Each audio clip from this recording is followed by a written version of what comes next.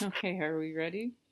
Um, so when we left off, Susanna had just told her mother that her brothers were safe and that Joseph had died, and then she felt extremely guilty for not telling Joseph's mother that he had died at the trading post. So here we go. Mother is utterly gobstopped. She gasps and raises her hands to her withered cheeks. Oh dear no, she moans. I remember the day he was born just as clear as Easter Sunday. He was just months after his death. Oh, not our Joseph. Her chest heaves under her worn gown. Tears spill over, but she doesn't notice. After several ragged breaths, she gives in to her weeping, fanning herself with her calloused hands. Then she rubs Harriet's back as Harriet breaks into several long, shuddering sobs. After a few moments, Mother regains her composure. I shall go see Rebecca right away. I'll sit with her. Yes, that's what I must do. She pauses. Oh, dear. I must think of the right words to comfort the poor dear. She was such a blessing when we lost Mary, the baby. She shakes her head as if to escape the torturous memories of my older sister dying. Even her perfect words won't help her today or many days hence. Mother mops her teary eyes with her yellowy apron. I don't know why it's always such a shock when another boy dies. We are, after all, in a war. She clenches her fists and lets out a moan. Shouldn't we expect tragedy to befall us by now? I'm afraid our cause shall be the next to receive a fatal blow. I'm unnerved. I've never seen her so rattled. She closes her eyes for an extended moment, and then she snaps into action, doling out orders.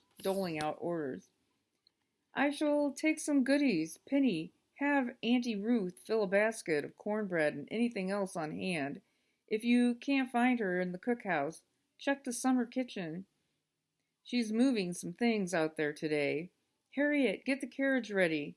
Then you and I will set out for the Blandfords. Mother raised her index finger. Now let's not dilly-dally. We must get there as soon as possible.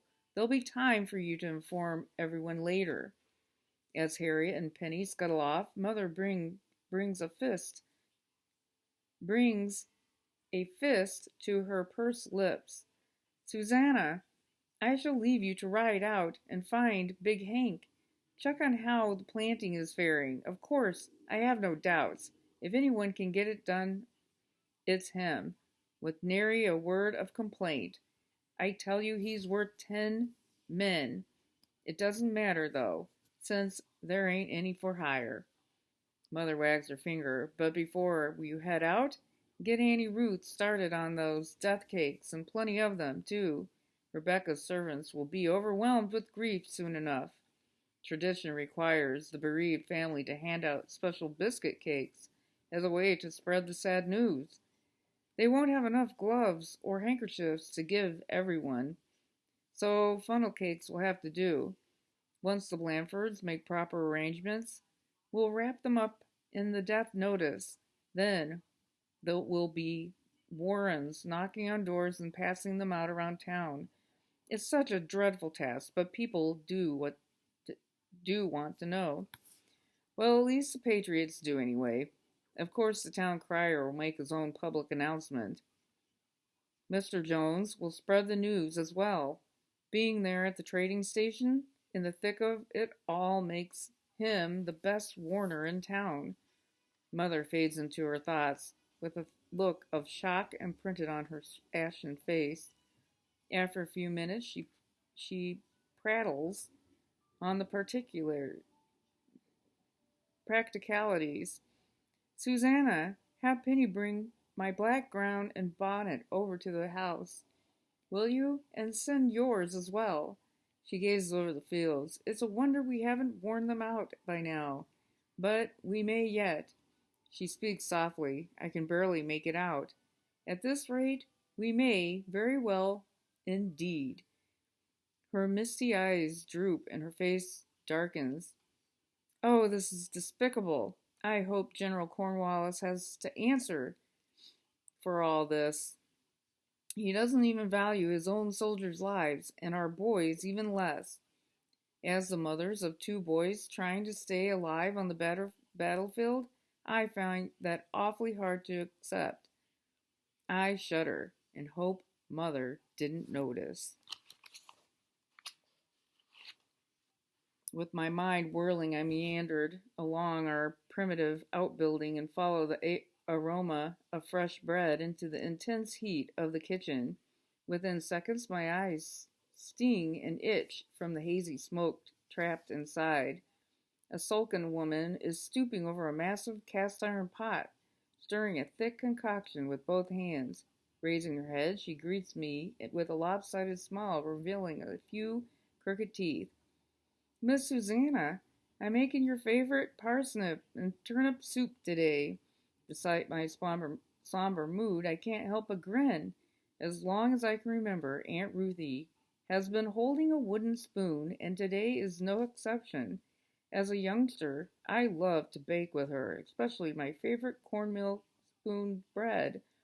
I was convinced Aunt Ruthie held a spoon even when she slept. After all, she'd need to stir the food she cooked in her dreams. As the oldest person on Bolingbroke, Aunt Ruthie has prepared meals in our massive fireplace since before I was born. Despite coordinating everything with military precision, however, she has countless burns covering her gnarly hands. To this day, I've seen Aunt Ruthie's hair only the tattered rags on top of her head. She mops her brow with the stained apron. So, mistress, says Harriet, is Harriet done? Set off for the Blandfords? Her wrinkled eyes hone in on my face with concern. Why, Miss Susanna, you look like you've seen a ghost. I hesitate, knowing how much this news will upset her. Penny and I have just come back from the trading station. I pause. I don't know how to say this, Aunt Ruthie. It's Mr. Joseph. He's gone. My voice trails off. There's no details, not yet. So, unfortunately, there's nothing more to say.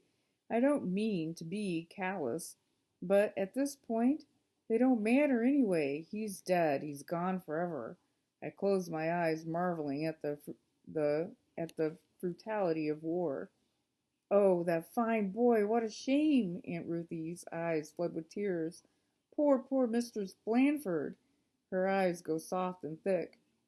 So now it's time for the death cakes. Yes, I speak just above a whisper.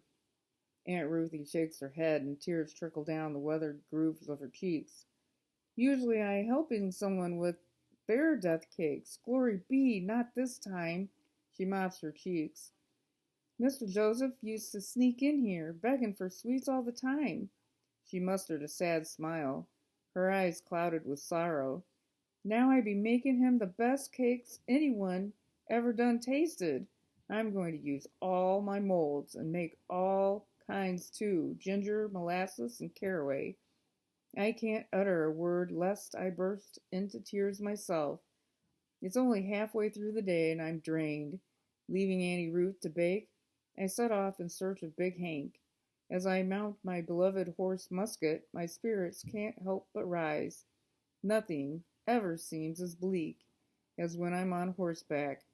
Riding always reminds me of my many adventures with Stith. Once,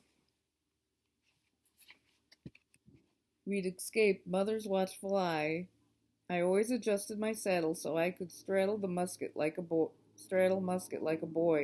Then I'd change back to side saddle right before we returned. I can't keep my mind from retracting into the past. It was a steaming summer day, but we scarcely noticed. We galloped neck to neck around the city point, finishing in a dead heat. Much to my delight, to break the tie, we raced canoes. Of course, Stith prevailed. As the winner, he got to upend me, plunging me into the river. For the first few seconds, I reveled in the water's refreshing coolness. Quickly, though, the weight of my gown and petticoat dragged me under.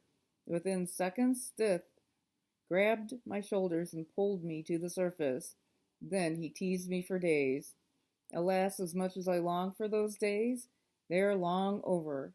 It's hard to believe that our lives were once so carefree, long before talk of war crossed anyone's lips. These days, my constant duties and the danger lurking everywhere don't allow me any frivolous riding. I can't recall my last long ride, even on Bolingbroke. Although I am quite sore later on, it's a pleasure that's well worth it. So she's missing her days of riding her horse. She's remembering Stith, and she needs to bring out death cakes for Joseph's death in the war. All right, that's reading for today. See you tomorrow.